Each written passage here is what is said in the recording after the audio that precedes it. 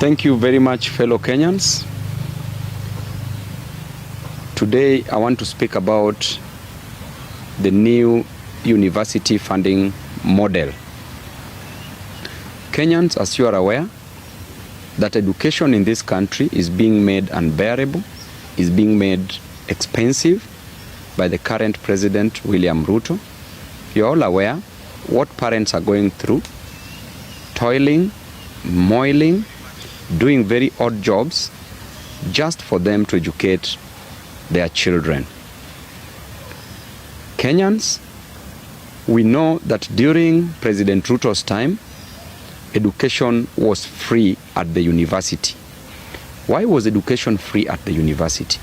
We are all aware that during President Ruto's time, there was what we called BOOM. BOOM was a grant that was given to students to be educated. Ruto was among the beneficiaries of BOOM.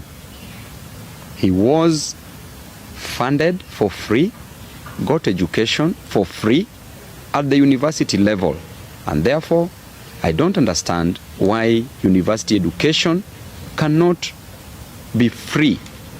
I don't understand why we must tax heavily the parents, children who are coming from very poor backgrounds, children who are going to drop out of university because of lack of fees. The current funding model is doing more harm to the poor parents, to the needy students who are supposed to join various universities. We know and we are aware, and we've been told severally by President Ruto, that he used to sell chicken to raise school fees at the high school level and primary school level. He told us that he sold eggs to be educated. Why is President Ruto being inhuman? Why is President Ruto hurting Kenyans? Why is President Ruto punishing students? Why is President Ruto ensuring that Kenyans are not getting education, and also, for that matter, quality education? Ruto is today a president of the Republic of Kenya because of education. Were it not for education, he would have never come to Nairobi. Were it not for education, he would have never been a president. Were it not for education, he would have never also messed us up as a nation. So therefore, education has played an important role in Ruto's life. Why is Ruto killing education system in our country? As Babu Owino, I know the importance of education. I will do anything so that a child in this country gets education. So that a child that comes from Nyanza region, a child that comes from Mount Kenya region, a child that comes from Rift Valley region, a child that comes from Coast, Northeastern, Nairobi, a child that comes from Eastern gets education. And therefore, I will mobilize students across this nation, and I want to also speak to the student leaders just briefly. I want President Ruto to suspend and to scrap off, not even suspend, to scrap off this new funding model. As Babu Owino, knowing very well the importance of education, and it is because of education, that is why I am where I am. It is because of education, that is why I managed to come to Nairobi. It is because of education, that is why I studied. That is why I became a student leader. It is because of education, that is why I was elected as a member of parliament. And it is because of education that will make our children, the students, the comrades, make a difference in life. Education plays an important role in economic development. The role of education in building the economy of a state is by provision of new ideas, provision of the technical skills that is needed in every field. When you go to agriculture, you need education so that you can know in what ratio do you need to mix fertilizer, so that you can know how a land can be plowed to give you maximum yield and maximum productivity. If you go to hospitals in the health sector, you know the role of doctors, the role of nurses, the role of medics. If you go to any field, the engineers, we know what they do in this nation. Teachers, we know how they train pupils, learners, and all students. Therefore, education plays a very pivotal role. It is the fulcrum, it is the backbone of the economy in this nation. Therefore, education should never be messed up with. We should give it maximum priority. So many students are not going to join universities.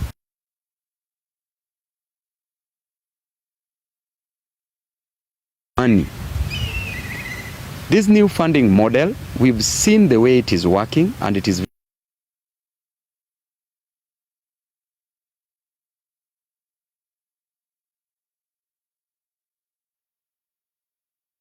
will be discriminated upon based on their status in life. In Kenya, statistics from the Kenya Bureau of Standards clearly well that 85% of Kenyans come from very, very poor backgrounds. They are very poor, they can't afford. And therefore, if 85% of Kenyans come from very poor backgrounds, how then will a parent afford education? Even 9,000 Kenya shillings, a child is being sent away from high school because of 9,000 Kenya shillings in a year, because a parent cannot afford these 9,000 Kenya shillings. When you go to a mama mboga, to a boda boda rider who is earning only 100 shillings or 200 shillings in a day, this is a parent who cannot afford to educate one or two children. A student is sent home because of lack of 9,000. How will this parent afford over 10,000 in a year, over 20,000 in a year, over 100,000 in a year, over 200 to 300,000 in a year that the university education is offering? That Ruto is making sure that these parents are paying exorbitantly for education. I want to come back to the relevant examples. So many mothers, so many fathers, so many students have sent me their fee structure, have sent me messages, they have called me, we've talked to them. They can't afford education. They are talking on media, they are talking on social media, they are talking on both print and electronic media. And the message is simple, that they can't afford education. There was a mama mboga that was aired on TV the other day.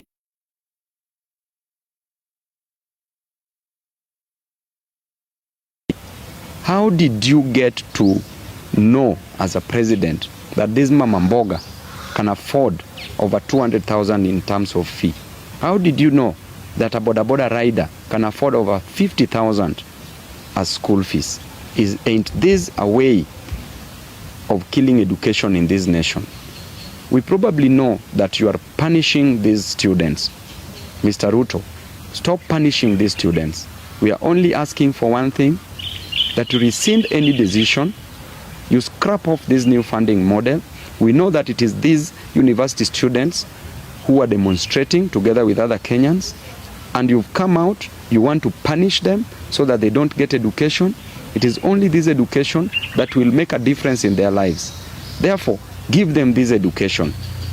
I'm calling upon all student leaders. I'm aware that at 2 p.m., President Ruto is meeting student leaders from various universities with the aim of bribing them so that they don't go on the streets to demonstrate against this new funding model.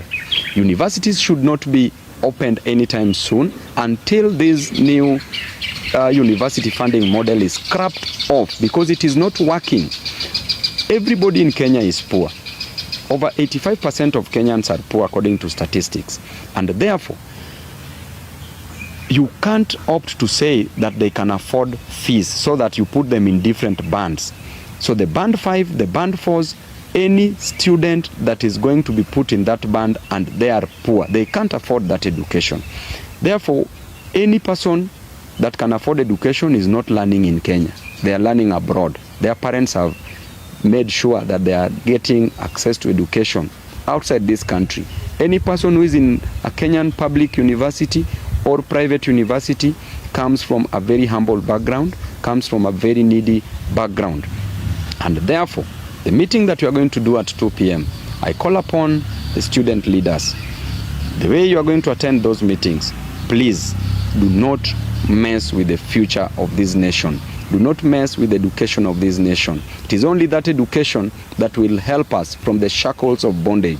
It is only through education that we shall come from the jaws of poverty. It is only that education that is going to ensure that our children get that which they deserve in life. It is only through that education that the economy of this nation can be built in provision of money.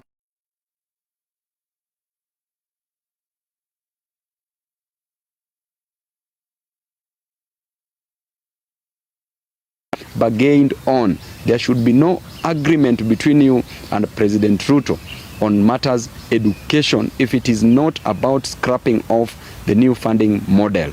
Ruto did say that those who are put in band 1 will pay less fees. If 9,000, if parents can't afford 9,000 at the high school level, how then will they afford over 50,000, 100,000, 200,000 at the university level? And therefore, President Ruto, let's go back to the old funding model where there was HELB, Higher Education Loans Board, where a student having passed examination was being called to the university. They were being given help. They get educated. Then after that, they were paying for these loans after their education. Let us not mess the over 200,000 students, over 100,000 students who are not capable of joining universities. And for those who are going to join, they are going to drop out because in one way or the other, they are not going to afford this fee moving forward. Student leaders, it is my prayer to you, together with the students. I know universities are coming back in September. There are those who are joining now, this week, next week, for the first years. I urge you all to hold peaceful demonstrations in all universities in Kenya, both public and private, and also in colleges. Please hold peaceful demonstrations. Let it not be once, let it not be twice, let it be almost on a daily basis so that this new funding model will be scrapped off. We've given sufficient time to President Ruto to rescind this decision, but he has refused. He's busy calling student leaders in State House to bribe them. Refuse this, reject this in totality, occupy the streets, come out in large numbers, fight for your own rights, fight for your own life. And I believe that you are going to achieve it. If we made it in the finance bill, if we made sure that the finance bill wasn't signed by Ruto, we can make sure that this university funding model is scrapped off. So comrades, I'm with you in this war. We shall fight together. We shall win this. Ruto is only one person with a few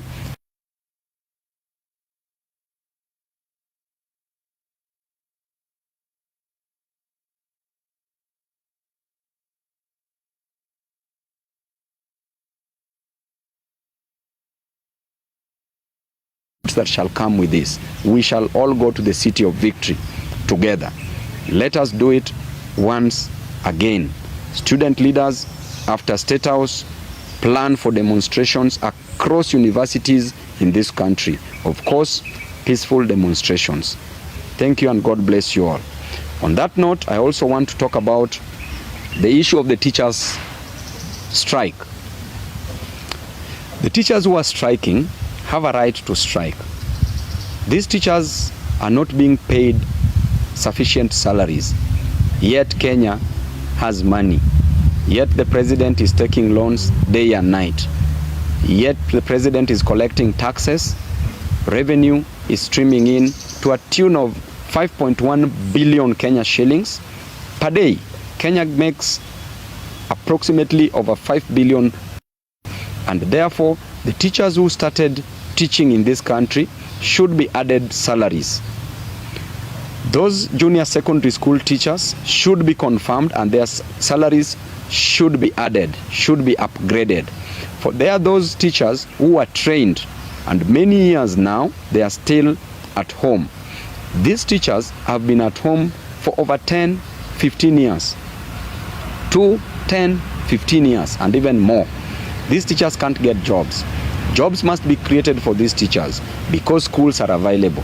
The student-teacher ratio should be determined carefully.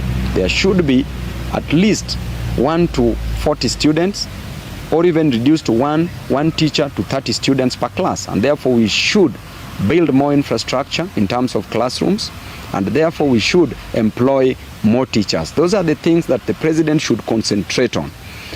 I've always said that there are 3 types of brains. The first type of brain is a brain that thinks for itself and makes very wise decisions. That brain is called an extremely intelligent brain. Number 2, there's a brain that is thoughtful. It never thinks for itself, but is thoughtful. And that brain, the moment it is thoughtful, makes proper decisions and delivers, acts. That brain is called an intelligent brain. Intelligent brain. And then the third type of a brain is a brain that is never thoughtful, neither does it make any decision. It is never thoughtful and it does not think for itself. That brain is called a worthless brain. President Ruto, among these 3 types of brains, where do you belong? Choose for yourself. You either think for yourself or allow yourself to be thoughtful and act. So, when it comes to teachers, provide employment for teachers, increase their salaries. To the lecturers in universities, increase their salaries. Employ more lecturers so that the student-lecturer ratio is also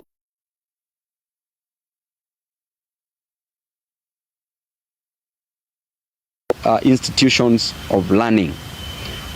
So, on that note, comrades, let there be comrades' power. The comrades' power must never sleep. The comrades' power that I know of is a comrades' power that will fight for its own rights. Student leaders, you will be judged by what you do. Please, come out. If you want to be a proper student leader, act. Be on the side of the people. Do not be on the side of the oppressor. Tibim.